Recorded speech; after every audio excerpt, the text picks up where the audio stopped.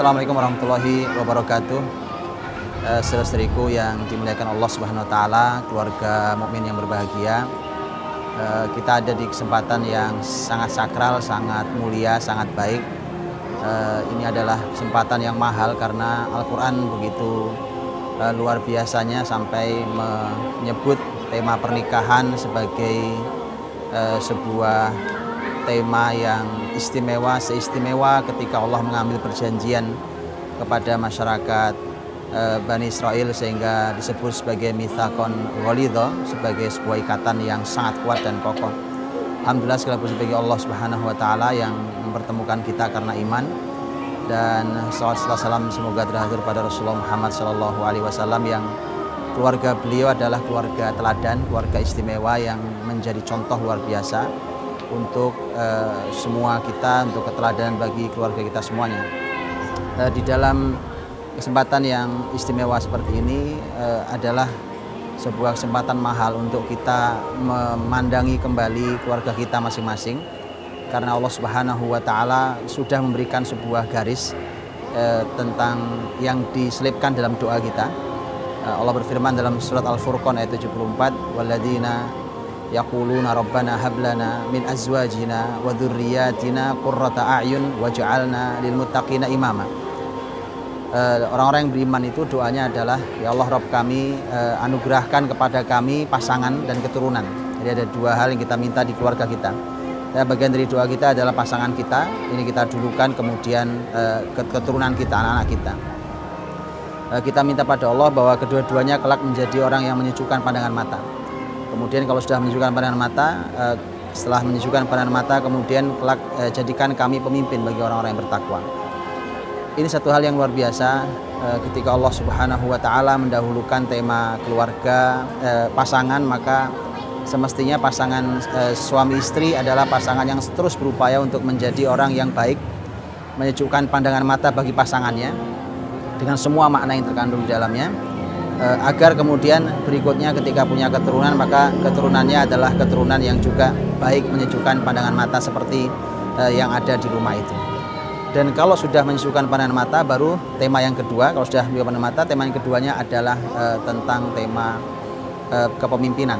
Karena ternyata kepemimpinan itu oleh Allah visinya dititipkan pada keluarga. Mestinya lahir pemimpin dari keluarga-keluarga kita. Kalau hari ini kita merasa ada banyak tema krisis kepemimpinan, maka sungguhnya ini adalah saat yang tepat ketika membangun sebuah rumah tangga, baik yang baru atau yang baru akan membangunnya atau yang sedang berjalan, maka mestinya sudah punya gambaran yang besar tentang bagaimana menjadi rumah tangga yang memiliki visi kepemimpinan. Harus lahir dari rahim keluarga kita pemimpin-pemimpin yang diharapkan oleh negeri ini agar umat ini berubah, tidak lagi berada di keadaan yang selalu sulit dalam tema kepemimpinan, tapi selalu akan mendapatkan pemimpin yang benar-benar terbaik yang didapatkan di masyarakatnya. Dan di dalam tema berkeluarga, maka yang menjadi poin utamanya adalah apa yang Allah sampaikan di dalam surat An-Nisa ayat 34. An-Nisa 34, Allah Subhanahu wa taala menyampaikan tentang kunci utama.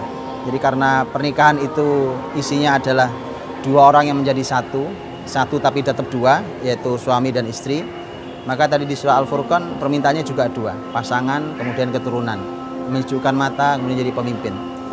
Di dalam surat An-Nisa 34 juga demikian, permintaannya juga dua, begitu sama. Walaupun tadi satu, dua ada satu. Allah SWT berfirman, ar-rijalu qawwamuna 'alan nisa bima faddalallahu ba'dahum 'ala ba'd wa bima anfaqu min amwalihim. Was-shalihat qanitat hafizat lil ghaibi bima hafizallah. Laki-laki itu qawwam, pemimpin, pendidik yang memperbaiki kalau ada yang salah, yang menjadi hakim, yang menjadi tempat sandaran terbaik, itu kata qawwam. Laki-laki adalah qawwam bagi perempuan. Dikarenakan Allah memberikan kelebihan pada laki-laki dan dikarenakan laki-laki menafkahkan sebagian hartanya. Jadi ini satu dan dua. Artinya laki-laki Allah sebut satu saja, yaitu laki-laki harus menghadirkan dirinya di rumah sebagai seorang qawwam. Jadi silahkan dipelajari makna qawwam dalam tafsir, apa saja maknanya, karena maknanya banyak, satu kata maknanya banyak, qawwam. satu ini akan didapat oleh laki-laki dan harus didapat oleh laki-laki kalau rumah tangga mau baik.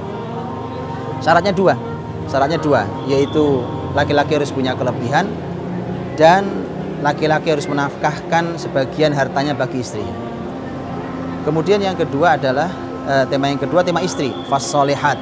As-solihat artinya adalah wanita yang solehah. Wanita disebut dengan satu kata, solehah. Tapi solehah ini definisinya dua. Jadi 1, 2. Solehah itu definisinya dua. Yang pertama adalah hafidhot. Yang pertama adalah solihat qanitat. Qanitat, kemudian hafidhot lil ghaib.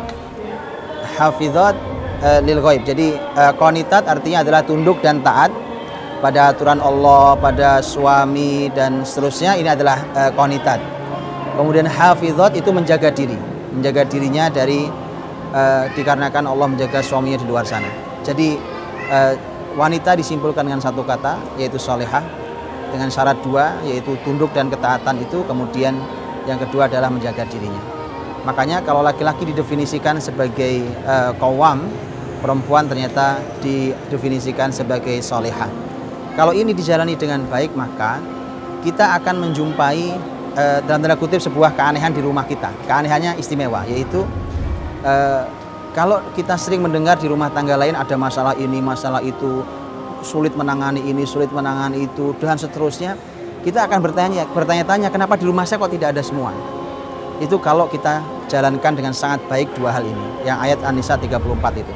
Jalani itu, maka masalah yang terjadi di banyak rumah tangga hari ini, Anda tidak akan jumpai masalah itu di rumah-rumah kita. Dan satu lagi yang terakhir adalah bahwa kalau secara teori kita bisa lihat dalam Quran, dalam hadis Nabi, tapi secara praktek maka silahkan dilihat bagaimana keluarga terbaik, keluarga nubuah, keluarga Nabi Shallallahu Alaihi Wasallam, yang mana beliau sukses di semua lini keluarga beliau, di istri-istrinya, di anak-anaknya, kemudian di cucu-cucunya. Ini semua Nabi sukses di semua jenjang fase zamannya, di fase generasinya, dan ini satu hal yang sangat istimewa. Maka lihat semua hal ada di sana. Kalau kita di rumah kita pasti juga ada konflik sekali waktu, ada masalah, maka lihatlah bagaimana Nabi ketika ada konflik, ketika ada masalah, bagaimana cara menyelesaikannya. Kalau sedang bahagia, bagaimana sedang bahagianya. Kalau kita bertanya tentang banyak sekali masalah, bagaimana tipsnya keluarga menjadi istimewa segala macam, lebih baik bertanya ke Rasul SAW, karena semua ada di sana. Tanyakan kepada Rasul SAW bagaimana menjadi keluarga yang istimewa, karena keluarga Nabi adalah puncak keteladanan bagi setiap keluarga muslim.